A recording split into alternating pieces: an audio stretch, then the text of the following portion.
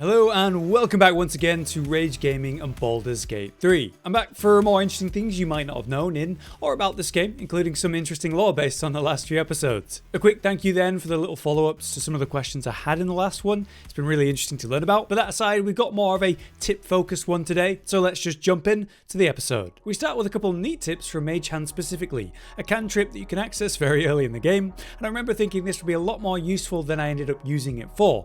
Basically, to my own mistake, I could have used it for a lot more purposes. The only thing I really used it for was summoning it in and then shoving someone off a ledge rarely, which was good, but there's a few more impactful ways to make use of this, especially if you summon it before combat. If you do that, you'll have an extra option for throwing items, or even positioning yourself as an ally, which can be very helpful if you're using a rogue. Let's talk about throwing stuff first though. Did you know that you can drop items mid-combat and it doesn't actually drop like an action or anything like that to do it? Since you've dropped the item, it of course goes on the ground as an item, and now it can be targeted with a throw. AKA using the Mage Hand to do that can be a very impactful way to benefit from that cantrip. There's a lot of ways you can use throwing to your advantage, especially when it's with items that synergize with your party or build. There's a couple of great examples with magic which work well. Take a bottle of water and drop that on the ground. If you then take the Mage Hand and throw it, it'll create a small area of wet. And of course those affected by this wet are more susceptible to things like lightning and of course ice. The puddle on the ground when you use lightning or electric will become an electric source that deals damage to those standing in it and of course enhance the potential of your lightning based attacks. But it also works great for cold spells. We can double the damage output and also freeze the surface, resulting in of course a nice area that causes enemies to fall prone. You've got advantage against prone targets, which is a major benefit, as well as taking control of an area that enemies are going to struggle to pass. And you've done all that without actually consuming an action on one of your main characters. Just the Mage Hand has thrown something. Alternative to that, you could throw something like a grease bottle and ignite that, setting alight the grease in an AoE, or hey, like I've talked about in this series, just use grease as grease. It's an incredibly useful source for a large AoE of slow and also prone. So in essence, these magic hands can be very useful. They don't actually cost spell slots to summon and can be very impactful on a fight despite having a very low health pool and inability to fight directly. Now on top of that, what if you're using a rogue? Well, sneak attacks are super strong and so you want to be using them whenever possible in combat. The problem with the sneak attack is there's some setup to actually allow for the use of it, and the easiest way to achieve that mid-combat is actually to have a target surrounded by allies. Even just one ally within 1.5 meters will work. And yes, the Mage Hand counts as an ally. So this tiny health hand is actually incredible for basically being a sneak attack enabler. All that for something that again costs no spell slots and can be summoned before a fight, so it won't even waste a turn. So those are just a couple fun and hopefully useful tips from Mage Hand, but let us know if there's any other Mage Hand tips or maybe even different cantrips that are underused and different ways to use them. Continuing on from that throwing theme though, let's talk about the common action dip, which was heavily discussed around the launch of the game, but not really talked about so much as we sunk our teeth in. Admittedly, I thought I'd be using it constantly from, the simple benefits of it. A bit of fire damage on your weapon by dipping it in fire, and you can even carry around like a candle, drop that on the ground, and dip your weapon into that as a sort of consistent mobile source of that effect. But I found myself rarely ever doing that in my first few sessions, and then essentially since then never did it again. So this tip is for throwing poisons to dip into something which I think is more impactful. Let's take a poison or a toxin or whatever, something you can coat your weapon with. It enhances your damage in most cases for up to 10 turns, which is great and usually more than enough for one fight. I'm sure most of us know that and have done that. However, did you know that you can throw one of these coatings on the ground and that'll deal damage to those struck by it, but you'll have left a pool of toxin or poison cloud at the same time. Pools are of course dippable for the very same poison damage buff on the weapon that you would have got if you just applied it. It works differently as this damage buff though, in the fact that it lasts until the next long rest, which is way more than 10 turns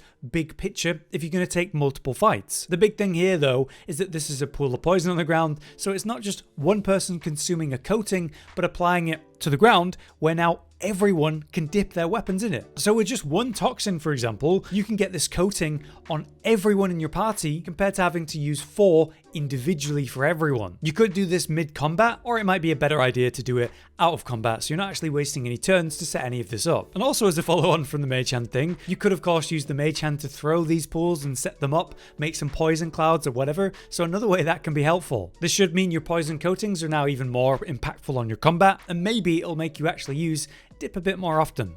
Next up, a very simple and outrageously effective trick that I thought would have been removed in one of the various updates, maybe even the recent update of 4. But no, it's still here in the game, and it's that silly fact that you can fully heal your team without actually having to use like a direct heal or spell slot, item, short or long rest, and it's really easy. This comes from the commenter Mia Biscuits, who stated that they're not even sure if this is a glitch, and now I'm not sure either. As Mia explained, you need to be on a higher difficulty than say the lowest, and then you can do this. Open the settings and go to difficulty, then swap to Explorer down from either Balanced or Tactician. Then just swap back to whatever you were actually playing on again straight away. This, for whatever reason, results in a full heal for the entire party. What's interesting about this fact is a commenter replied to that post by Mia, Andy K-Bar, who warned that this will also heal the enemies if you do this mid-combat. I figured that would be a form of balancing for this mechanic. You know, maybe it's actually intentional, but no, it doesn't seem to happen anymore. The enemies never received any healing in the testing that I was doing,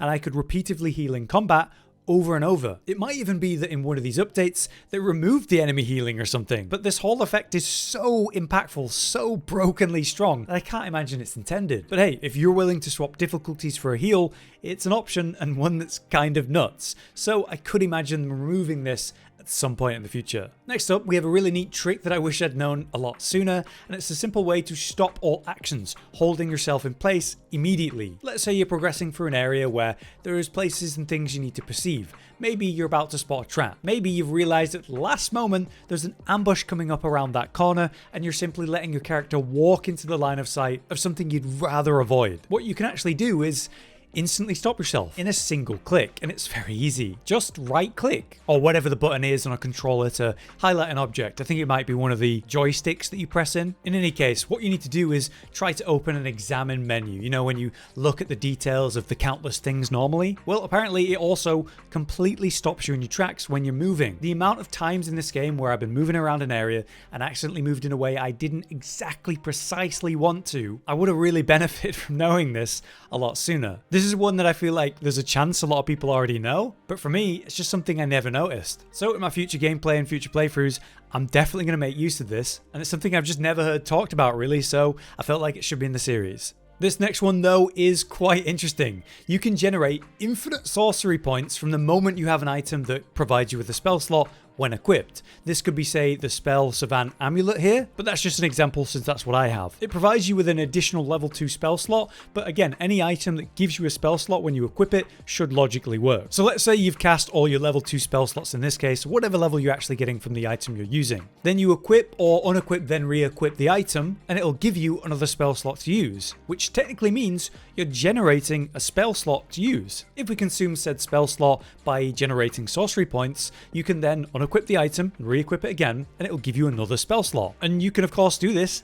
infinitely. So that's a really powerful trick for any sorcerer, and of course a way to always have the sorcery points that you might need. It doesn't really seem to work with normal spells though, and maybe that's why it's sort of flown under the radar of the various patches of the game. But if you want to speed up the process, as I begin to do in this footage, set things up on your hotbar, maybe your custom one since that'll be separate. You could put like the sorcery points and also the item you're unequipping and re-equipping there, so they're right next to each other, and just by clicking the item twice, it'll unequip and re-equip it. It's that easy. Finally, we just have one more from the comments. Welcome back then to Chad Bro Chill. Chad referenced the temporary buffs we spoke of recently, how of course there's a variety of really strong and useful buffs that actually only last until the next long rest. I suggested you could wait to do these events and then time them intentionally before you go do something challenging or specific. Looking at the one in Act 2 in the Hidden Shah Temple, you could get +5 intelligence, wisdom and charisma if you pass the checks on the statues down there, but they're cleansed when you long rest. It was Chad that explained there was a trick to maintaining these buffs beyond the initial long rest though, but it seems like it's been removed. If you were using that trick or commenting about this,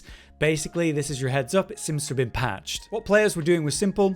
You get one of these strong buffs that's normally cleansed by a long rest, put it on a party member rather than say your Tav, and then just dismiss that party member right before you eventually took your long rest. This would result in the ex-member still having the benefits of a long rest, but without cleansing their temporary buffs, which was quite the trick. But at some point, it would seem Larian noticed. I can't find the exact details in any hotfix or patch notes, but I did find this in the patch 3. Dismissed avatars will now receive long rest benefits, so maybe that's referencing this. Either way, they've updated in and out of party members actually getting proper long rest effects, meaning cleansing effects are also taking place. It's a shame because it would have been a great tip to add on from the topic of potent temporary buffs, but hey, at least I can include this as a sort of quick PSA to let people know. Chad did mention that it's been some time since they've tested this, so there was a chance that it's patched, and sure enough, it does seem like it has. But there you have it. That's our complete episode of things you didn't know in Baldurs Gate 3. I hope some of these tips were new or even useful to you. And on that note, if you have any tips of this nature that you think more people could know,